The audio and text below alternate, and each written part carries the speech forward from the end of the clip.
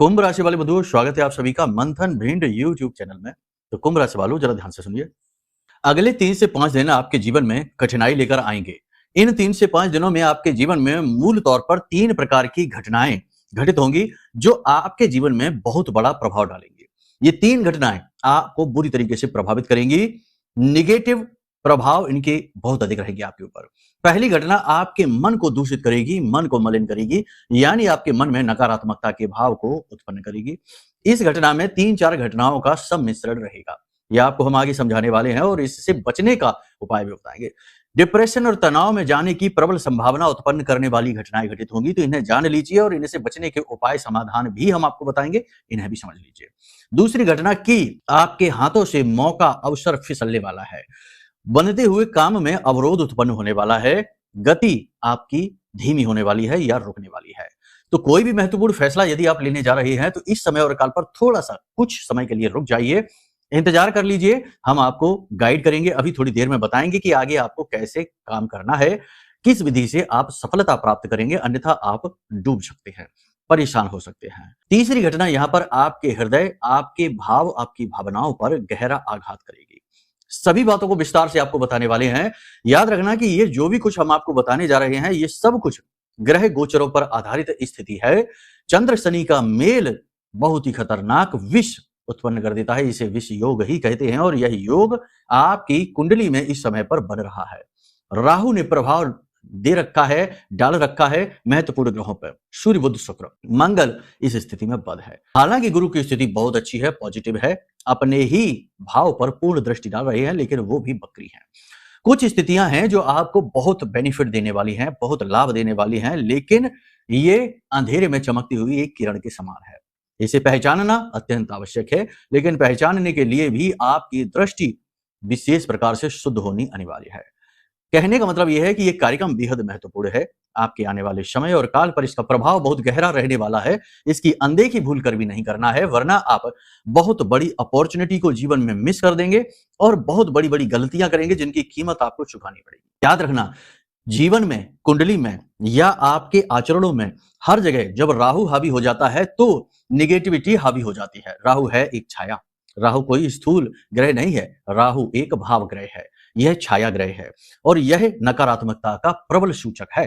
तो ऐसे में राहु जब महत्वपूर्ण जगहों पर नियंत्रण करके रखता है, अपनी ही राशि में अत्यंत प्रबल शक्ति के साथ, ऊर्जा के साथ बैठा हुआ है, तो संभल संभल कर चलना, फूक फूक कर कदम रखना समय की मांग होती है।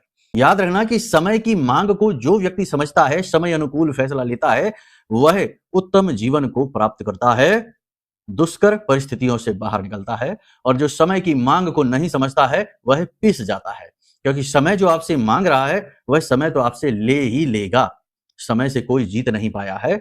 समय ने भिखारी को राजा और राजा को भिखारी बना दिया है। अर्जुन को भी समय ने छिप कर रहना और जिनके मित्र स्वयं भगवान श्री कृष्ण हो, ऐसे महान अर्जुन को भी स्त्री वेश धारण करके घूमने पर विवश कर दिया। ऐसा समय प्रबल और इसका प्रभाव इतना शक्तिशाली होता है। तो कहने का मतलब यह है कि इस समय की मांग को आप समझ लेंगे तो बच जाएंगे बहुत सारी मुसीबतों से और मार्ग ढूंढ लेंगे बाहर निकलने का। जो भी बातें हम आपको अब आगे कार्यक्रम में बताने जा रहे हैं वे कोई साधारण बातें नहीं हैं। हल्के में मत लेना, इनकी गहराई को समझना, शब्दों को समझना, शब्दों के भाव को समझना, कुतर्क नहीं करना है। अनावश्यक मन में प्रलाप यदि उत्पन्न हो, कुतर्क मन में उत्पन्न हो, उल्टी सीधी बातें, तो आप बहुत बुरी तरीके से राहु से पीड़ित हैं और आपका भगवान ही मालिक है। तो कहने का मतलब यह है कि मन को शुद्ध करिए, शांत करिए, दुनियादारी की बातों को दिमाग से निकाल दीजिए और पूरी एकाग्रता के साथ इस कार्यक्रम में ठहर जाइए। आपके कुछ मिनट आपके जीवन को बदल देंगे। हम वो चीजें आपको बताएंगे, महामाई की कृपा कैसे सीधी आपको प्राप्त होगी ये बताएंगे। साथ ही साथ आपको बताएंगे महामाई के द्वारा दी गई दिव्य अनुभूतियों के आधार पर कुछ विशेष भविष्यवाणियां, विशेष सावधानियां जो आपको देववाणी की तरह प्रभावित करेंगे। इन सब बातों के पीछे मूल सार यह है कि बस कुछ समय आप हमें दीजिए, हमारी मेहनत सफल होगी और आपका जीवन सफल हो जाएगा। तो चलिए महामाई को याद करते हैं, दर्शन करिए महामाई के, हमारी प्यारी माँ के दर्शन करिए और लिखिए कमेंट में पूरे भाव के साथ, जय मां भद्रकाली कृपा करो। साथ ही साथ ये भी लिखना कि मैं भी महामाई के परिवार का हिस्सा हूं। साथ ही साथ श्री यंत्र जो कि माता लक्ष्मी की संपूर्ण ऊर्जाओं को आपके जीवन में लेकर आएगा, अत्यंत शक्तिशाली, दिव्य और महामाई के मंत्रों से पूर्ण रूप से जागृत, बहुत सारे लोगों ने जिन्होंने इसे मंगा लिया है, जिनके पास ये पहुंच गया है, जल्दी पहुंच गया है, उनके अनुभव बड़े ही अच्छे, बड़े ही तीव्र, बड़े ही शुभ हैं।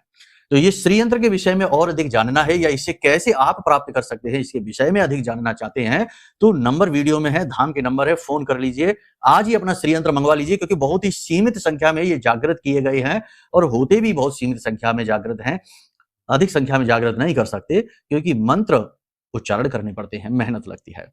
तो समाप्त हो जाए इससे पहले आप अपने लिए मंगवा लीजिए, ये अवसर है आपके लिए।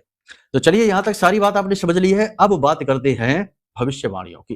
5 बड़ी भविष्यवाणियां, ठीक है। जय माई की। बंधुओं, ज्योतिष और तंत्र विद्या के क्षेत्र में आचार्य अमित एक जाना माना नाम है।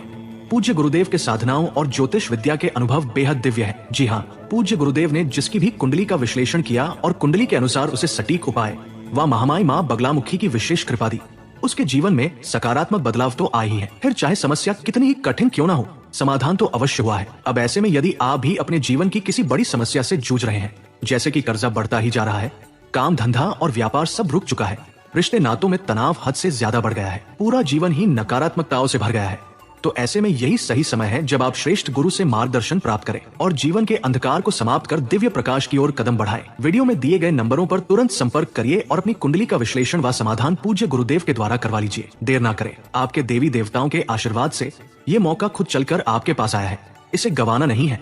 अभी फोन करें और गुरुदेव से मार्गदर्शन प्राप्त करें। महामाई आपका कल्याण करें। धन्यवाद। सबसे पहली भविष्यवाणी, आपके हाथों से कोई चीज फिसल जाएगी, खो जाएगी, गुम हो जाएगी, तो चीजों पर ध्यान दीजिए। छोटी छोटी बातों से शुरू करते हैं, ठीक है। चीजों पर ध्यान दीजिए, अपनी जरूरी चीजों को सुरक्षित रखिए, वरना आप अपना थोड़ा मोड़ा नुकसान करवा बैठेंगे। चीजें टूट जाएंगी, खो जाएंगी, गुम हो जाएंगी, संभल कर रहना। दूसरा, फिसलने का डर है, गिरने का डर है, चोट लगने का डर है, संभल कर रहना है। कोई तीखी, पैनी, नुकीली चीज, धारदार चीज चुभ सकती है, उससे आप घायल हो सकते हैं, तो थोड़ा इन चीजों का संभल कर प्रयोग करिए। ये बहुत आवश्यक, अनिवार्य भविष्यवाणी है, ऐसा होगा ही। लापरवाही, देखो क्या है, आप समझो, जैसे हम आपको कोई बात कहते हैं तो इसका मतलब ये नहीं कि 100% होकर ही रहेगा, अब आप बच नहीं सकते हैं, नहीं। ये ग्रह की स्थिति है, वो आपके साथ ऐसा करेगा अवश्य, लेकिन यदि आप सावधान हो जाते हैं, सतर्क हो जाते हैं, तो आप अपना बचाव कर लेंगे। जैसे किसी शहर में बहुत तेज तूफान आ जाता है, बहुत तेज प्रचंड तूफान आ जाता है, तो अब ऐसे में जिन लोगों को पहले पता चल जाता है, जैसे कि अधिकारी है, गवर्नमेंट है, पहले ही सूचना दे देती है कि बड़ा तूफान आने वाला है, संभल कर रहिए। तो जो इस बात को गंभीरता से ले लेते हैं, वो अपनी सुरक्षा कर लेते हैं, अपने बंकरों में चले जाते हैं, तलघरों में चले जाते हैं, या फिर शहर को छोड़कर कहीं बाहर चले जाते हैं, किसी दूसरे शहर में चले जाते हैं। तूफान तो आएगा, वो नहीं रुकेगा, घटना तो घटित होगी, वो नहीं रुकेगी, लेकिन यदि आप संभल जाते हैं तो आप बच जाएंगे, यह आपका कम नुकसान होगा, हल्का नुकसान होगा। ऐसे ही ज्योतिष की भविष्यवाणियां होती हैं। ज्योतिष घटनाओं के विषय में कहता है, ग्रहों के आधार पर होने वाली स्थितियों के बारे में बताता है, लेकिन यदि आप चालाक हैं, सतर्क हैं, चीजों को समझते हैं, तो आप अलर्ट हो जाएंगे। जैसे कि रोड पर आप जा रहे हैं और आगे साइन बोर्ड लगा है कि बड़ा ब्रेकर है, जो चालाक है वो ब्रेकर देखकर गाड़ी की गति को धीमा कर लेगा, तो वो बच जाएगा, और जो नहीं समझेगा, चीजों को हल्के में लेगा, गंभीरता से नहीं लेगा, वो गति को बनाकर रखेगा और आगे जाकर दुर्घटनाग्रस्त हो जाएगा। तो कहने का मतलब ये है कि ये तो आपको भविष्यवाणियां जो होती हैं, ये घटनाओं के क्रम को बताती हैं, पूर्व चीजों को, घटित होने वाली बातों को पहले ही बता देती है। आपको बस इसमें अपना बचाव करना है। बाकी विधि के विधान को कोई नहीं समझ पाया है, ईश्वर के नियम कानून को कोई नहीं समझ पाया है, समझने में ज्यादा दिमाग भी नहीं लगाना है। बस जो हमें विद्याएं मिली हैं, चाहे ज्योतिष हो, चाहे अंक शास्त्र हो, चाहे कोई भी विधि विधान हो, जो भी विद्याएं हमें मिली हैं, उनके माध्यम से अपने जीवन को सरल बना लेना है ना। यही बात स्पष्ट है। बाकी लाग लपेट की बातें चाहे जितनी कर लो, भ्रम फैलाने वाली बातें चाहे जितनी कर लो, भविष्यवाणी का मतलब यह है कि होने वाली घटना, अब आपकी स्थिति ये तय करेगी कि उस घटना से आप कितने प्रभावित होंगे। बस इतनी सी बात है। समझने वाले यहीं पर समझ जाएंगे, और जो ना समझ होंगे वो उनके पास कुतर्कों का पुलंदा तैयार हो गया होगा, और 500 तरीके के कुतर्क करेंगे, तो आपसे बात ही नहीं करनी हमको। कुतर्क की धर्म में कोई जगह नहीं है, ठीक है। कोई बड़ा निवेश करने से आपको बचना है इस समय और काल पर। हम तो कहेंगे कि आने वाले 10 से 15 दिन, जब तक ये स्थिति बनती है, जब तक सूर्य राहु की गिरफ्त में रहता है, जब तक बुध और शुक्र राहु के साथ बैठे हैं, ऐसी स्थिति में तो आप ऐसा करें ही नहीं।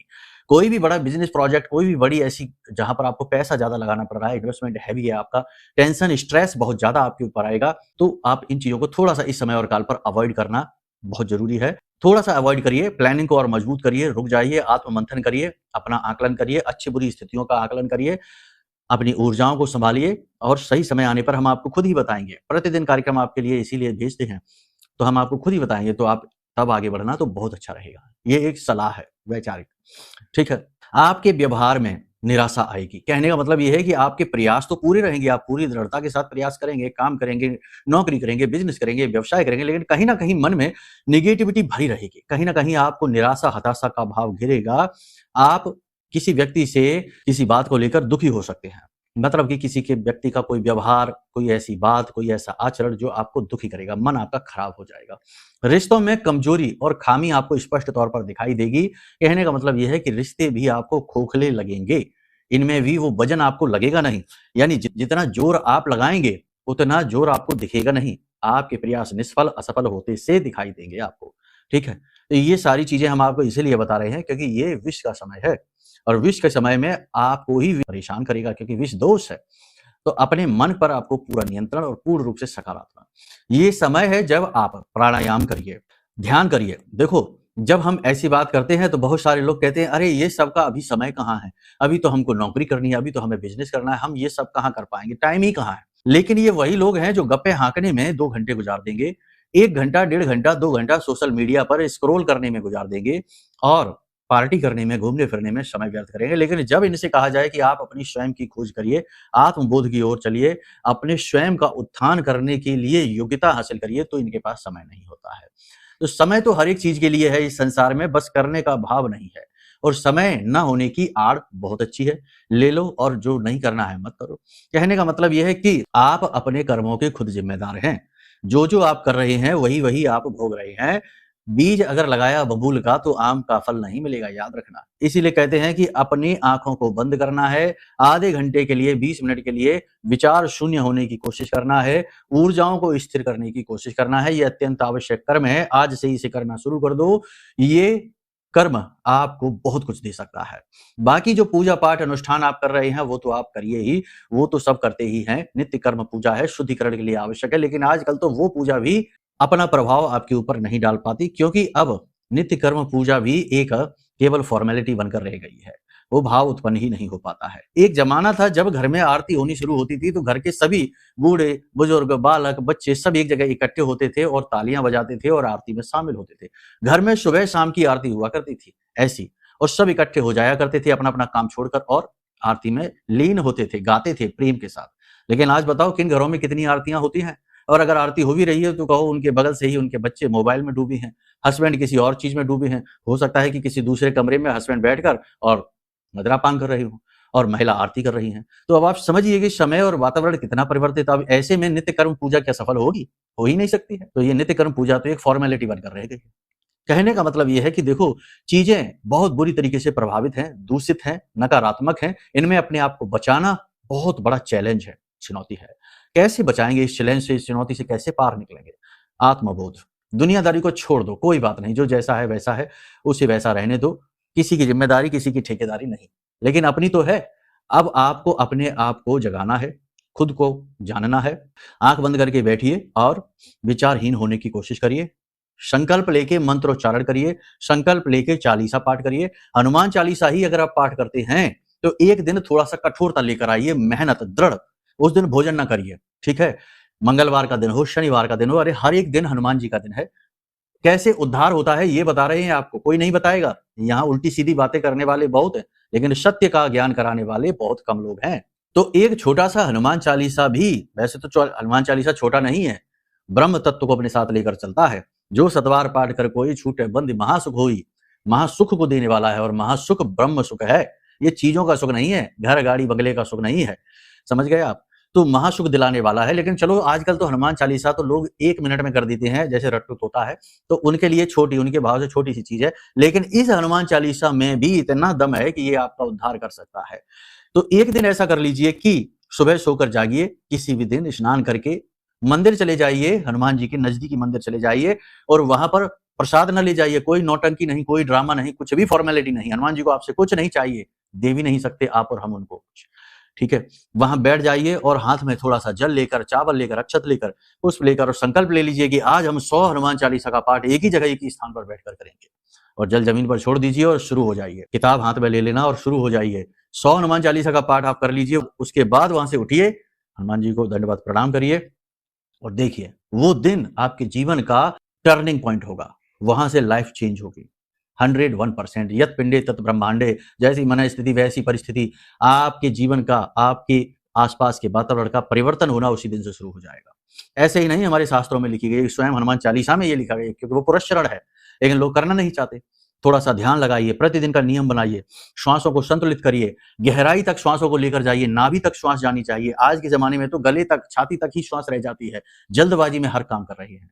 करिए जल्दबाजी में काम, उसमें कोई खामी नहीं है, लेकिन दिन का कुछ समय ऐसा जब श्वास नाभि तक जानी चाहिए, क्योंकि वही तो केंद्र है इस शरीर का, मूल है, केंद्र है, वहीं से जीवन की शुरुआत हुई थी आपकी नाभि से। नाभि तक श्वास जानी चाहिए, ठीक है। 10-15 मिनट के लिए ऐसा करिए, फिर आंख बंद करके रीढ़ की हड्डी को सीधा करके और बैठ जाइए एक दंड की स्थिति में, और विचारहीन होने की कोशिश करिए। देखो फिर जीवन कैसे बदलता है, एक योगी का जीवन हो जाएगा, आत्मबोध का जीवन हो जाएगा। ये कोई बताएगा नहीं, क्योंकि ये बातें वही बताएगा जिसने ये आचरण किया होगा। ये सुन सुनाकर की जाने वाली बातें हैं ही नहीं, क्योंकि ये बातें हृदय से निकलती हैं, मूल से निकलती हैं। लिख पढ़कर सुन सुनाकर जाने वाली बातें हैं नहीं, हमारे अपने अनुभव हैं, ठीक है। तो इसलिए आपको बता रहे हैं, यहां से आपका उद्धार होगा, यहां से आपका कल्याण होगा, यहां से आप समय को समझ पाएंगे, क्योंकि चीजें तो आसपास बताने वाले बहुत हैं, कहने वाले बहुत हैं, शास्त्रों में भी लिखी हैं, गीता रामायण में भी सब कुछ लिखा हुआ है, लेकिन उनको समझने की समझ भी तो उत्पन्न होनी चाहिए। 5th क्लास के बच्चे के सामने 12th क्लास की बुक रख दो तो उसके सामने पूरी किताब है, सारी फिजिक्स केमिस्ट्री मैथ है, लेकिन उसके अंदर समझ भी तो होनी चाहिए। पढ़ तो वो लेगा, लेकिन समझेगा नहीं। वैसी ही हालत है आज के समय में लोगों की। लोग पढ़ तो सब लेते हैं, सुन तो सब लेते हैं, लेकिन समझ कुछ नहीं पाते हैं, इसीलिए बदलाव नहीं होता है। तो ये समझ भी उत्पन्न करने के लिए पात्रता हासिल होनी चाहिए। आप पात्रता हासिल करें, अपने आप को बदले इस तरह से, ठीक है। यहां तक सारी बात हमने आपको बताई है, ये आपको अपने आचरणों में लेकर आनी है ना। आपके लिए है, ये कह सकते हैं कि ये देवी के वचन हैं जो हमारे मुखमंडल से आप तक पहुंच रहे हैं। माध्यम हम हैं, छोटे से तुच्छ से कीड़े मकोड़े जैसे माध्यम, लेकिन ये माई ही है जो आपसे संपर्क करना चाहती हैं, आप तक ये बातें पहुंचाना चाहती हैं, ठीक। तो यहां तक सारी बात सुन ली, समझ ली आपने। अब 3 बातें हैं जिनके लिए सावधान रहिए, ठीक है ना। 3 बातें, 3 घटनाएं। पहली चीज, लोग आपके साथ नकारात्मक बर्ताव करेंगे, नेगेटिव व्यवहार होगा, आपकी मेहनत निष्फल होगी और आपकी मेहनत का क्रेडिट आपको नहीं मिलेगा और कोई और व्यक्ति उसका क्रेडिट ले जाएगा। इसके लिए तैयार रहिए, कोई बात नहीं है। छल कपट की राजनीति आपके साथ हो सकती है, हो जाने दो, कोई दिक्कत नहीं, तैयार रहिए। जो जैसा करेगा वैसा वो भोगेगा, आप उसमें अपने मन को मलिन ना करिए, ठीक है। न्याय होगा, अन्याय नहीं हो सकता, देर हो सकती है, अंधेर नहीं होगी, ठीक है। तो इस तरह से अपने जीवन को जिए, पहली चीज तो ये। दूसरी चीज ये कि अपनी चीजों को, अपने आचरण को, अपने व्यवहार को नियंत्रित करिए। किसी के लिए जरूरत से ज्यादा उपलब्ध ना हो जाइए, किसी भी रिश्ते को इतना अधिक महत्व ना दे दीजिए कि वह आपके ऊपर चढ़ जाए, आपके दिमाग पर हावी हो जाए, आपके मन पर हावी हो जाए और आपको नियंत्रित करने लग जाए। किसी भी रिश्ते को इतना अधिक महत्व ना दे दीजिए, ठीक है।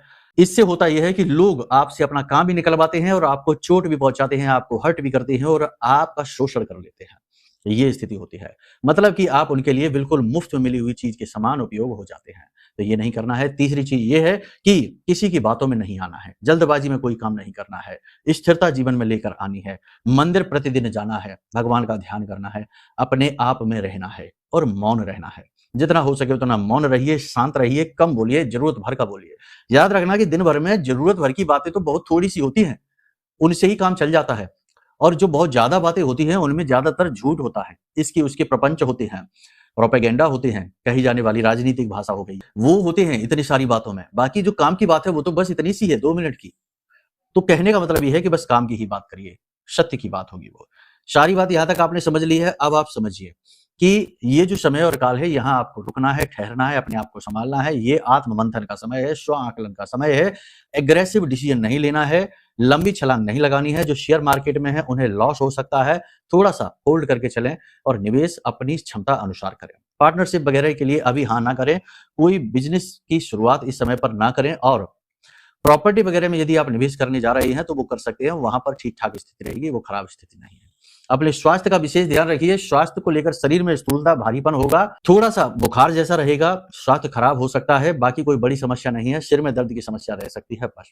हल्का भोजन ग्रहण करिए, दूषित भोजन खाने से बचिए, फलों का आहार अधिक करिए, अन्न का आहार इस समय पर कम करिए, ज्यादा अन्न का नहीं, फलों पर ज्यादा जाइए, ठीक है। बस आचरण को शुद्ध रखिए, यही आपके लिए सबसे बड़ी सलाह है। अब इस समय और काल का उपाय, इस समय और काल का सर्वश्रेष्ठ उपाय हम आपको बता देते हैं। यदि आपके घर में केले का पौधा है तो उसकी जड़ में थोड़ा सा कच्चा दूध, शहद और केसर मिलाकर उसमें अर्पित करिए और जड़ के पास, केले के पास एक दीपक जलाइए, गाय के घी का दीपक जलाइए और ओम नमो भगवते वासुदेवाय इस द्वादशाक्षर मंत्र का जाप करिए। एकाग्र होकर जाप करिए, मन में कोई विचार ना आए। केले की जड़ से या केले से उसको दर्शन ना करिए, वहां पर नारायण की ऊर्जा, माता लक्ष्मी की ऊर्जा का भाव महसूस करिए, क्योंकि हर एक पौधा, हर एक चीज, हर एक वस्तु अपनी विशेष प्रकार की ऊर्जा को लेकर चलता है और ये सारा संसार, सारा ब्रह्मांड बना ही ऊर्जा से है। ये ऊर्जा का एक बड़ा समंदर है। ऊर्जा की अलग अलग तरीके की फ्रीक्वेंसी और वाइब्रेशन अलग अलग चीजों को निर्मित करती है। इसी प्रकार हर एक चीज की अपनी एक ऊर्जा होती है। तो जो केले का पौधा होता है उसकी ऊर्जा नारायण की ऊर्जा से मैच करती है, माता लक्ष्मी की ऊर्जा से मैच करती है। इसलिए आपको वहां बैठना है, क्योंकि वो मन की शांति का कारक है, आपके सुखों का कारक है, आपके जीवन में नकारात्मकता को हटाने का कारक है। तो माता लक्ष्मी और भगवान नारायण के स्वरूप का ध्यान करना है, ना कि केले के दर्शन करके केले का ही ध्यान करने लग जाए। ठीक है ना? सारी बात यहां तक आप समझ रहे हैं? बस इतना से करिए। बाकी सबसे बड़ी बात यह है कि गुप्त रूप से थोड़ा सा धन दान किसी अपाहिज भिखारी को जरूर कर देना। ठीक है ना? गुप्त रूप से, उसका प्रचार नहीं करना है, उसके बारे में बोलना नहीं है, देकर भूल जाना। थोड़ा सा दान कर देना, आपका उद्धार हो जाएगा, कल्याण हो जाएगा। बाकी जो बातें हमने आपको बताई हैं उनके बारे में मनन करना। ये बातें सुनने की नहीं है, मनन करने की है। सुनकर ही छोड़ दिया तो ये सब बकवास है, किसी काम की नहीं है आपके। आप कहेंगे कि कहां समय दे दिया अभी फिजूल में, कुछ भी तो समझ नहीं आया, ऐसा कहेंगे आप। मनन करेंगे तो बहुत कुछ है इसमें। ठीक है? बाकी जो सावधानियां बताई हैं वो ग्रह गोचरों पर आधारित है। हो सकता है कि आपके जीवन की परिस्थिति ठीक इसके विपरीत हो या और कठिन हो, वो और बुरी हो, आप लंबे समय से बुरी तरीके से फंसे हुए हों। तो कैसी भी परिस्थिति जो आपको समझ में नहीं आ रही है, उसका कारण यह है कि आपकी जन्म पत्री में कुछ ना कुछ दोष है, कोई ना कोई कठिनाई, कोई ना कोई परेशानी है। उस दोष से मुक्ति प्राप्त करना आपका उद्देश्य है। तो आपको कैसे पता चलेगा? कुंडली का आकलन करा लीजिए, वीडियो में नंबर है, इन पर फोन कर लीजिए। हम आपकी कुंडली का आकलन करके आपके जो पाप ग्रह योग हैं उनके बारे में बताएंगे, उनके निराकरण के उपाय आपको दे देंगे। साथ ही साथ जो शुभ ग्रह योग हैं, जो आपको बहुत जीवन में उपलब्धियां दिलवा सकते हैं, आपको आगे बढ़ा सकते हैं, उनको कैसे एक्टिवेट करना है उसके विषय में आपको बता देंगे। हो गया उद्धार। साथ ही साथ ब्रह्मास्त्र विद्या मां बगलामुखी का यह महारक्षा कवच है, जो आपकी इस भयंकर नकारात्मक युग, समय और काल में हर प्रकार से रक्षा करेगा, क्योंकि ये ब्रह्मास्त्र विद्या है, इनका कोई तोड़ नहीं है। यदि आपने इस महारक्षा कवच को अपने जीवन में मंगवा लिया और इसे विधि विधान से धारण कर लिया, तो हमने देवी को साधा है। हम क्या साध सकते हैं देवी को? हम तो बहुत ही तुच्छ हैं। हमने तो देवी की ऊर्जा का अनुभव किया है और हम जानते हैं कि देवी क्या है और कैसे अपने बालक, अपने बच्चों की रक्षा करती है, बिल्कुल एक माँ की तरह अपनी गोद में उठाकर। तो यह जो सिद्ध रक्षा कवच है, यह आपकी हर हाल में सुरक्षा करेगा, चाहे फिर तंत्र किया गया हो, चाहे बंधन किया गया हो, चाहे कुंडली का दोष हो, चाहे जीवन में शत्रु बाधा हो, कोर्ट कचहरी हो, कहीं भी फंसे हो, हर तरफ से बाहर निकालने का सामर्थ्य रखता है। तो इस महारक्षा कवच को मंगा लीजिए और कुंडली का आकलन करा लीजिए, बस हो गया उद्धार। टेंशन की कोई बात ही नहीं है। ठीक है? तो चलिए, उम्मीद करते हैं सारी बात आपने समझ ली है, अब इन्हें जीवन में उतारेंगे। अपनी वाणी को हम यहीं विराम देते हैं। प्रेम से बोलिए जय माई की, जय मां बगलामुखी।